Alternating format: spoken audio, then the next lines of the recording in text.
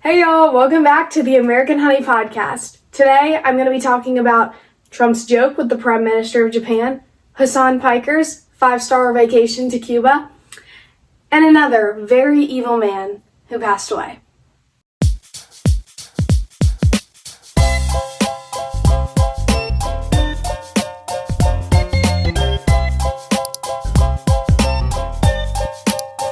So just a few days ago, Trump made a hilarious joke with the Prime Minister of Japan.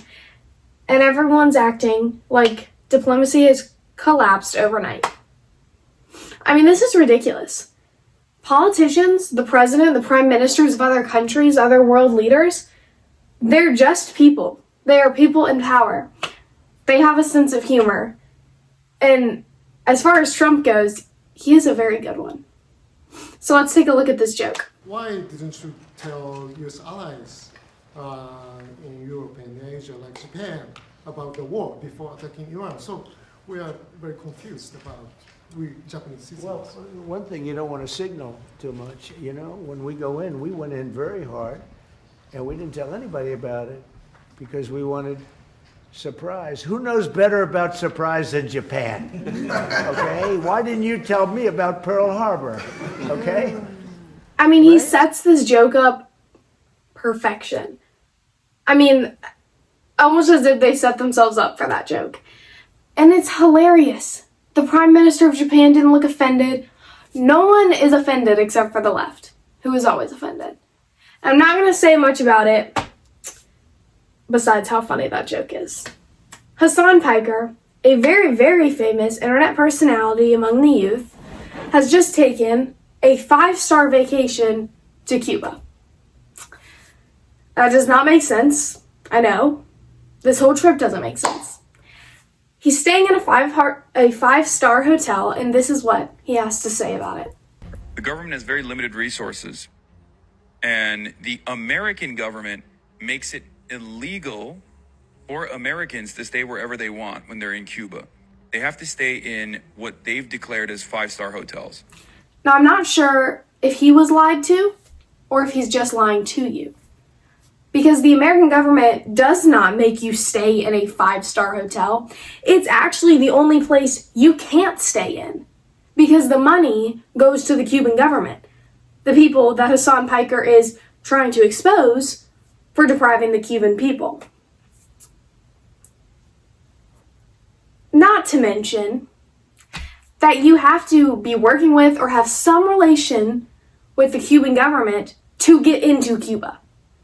So he is working with, at least at some degree, with the people that he's trying to expose for depriving the Cuban people. Staying in a hotel that the Cuban people can't even stay in. I mean, it's a complete lie and it's ridiculous. The final story of today is that the creator or owner of OnlyFans has died at the age of 43.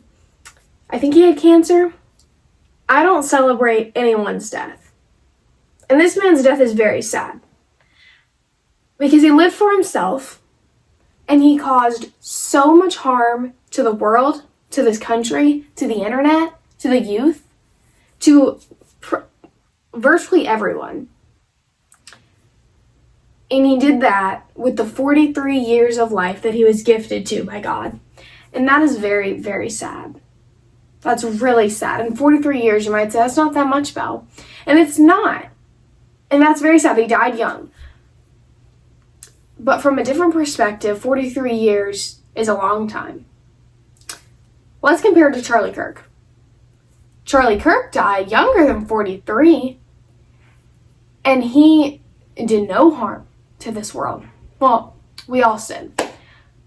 But what he did with those 31 years of life, he gave the youth a mic. He inspired me and many other people. He changed elections, and he inspired people. This man diminished women, diminished men, hurt our minds, hurt our souls, changed the internet for the worse, and he did that with even more years of life. And that's really, really, really sad.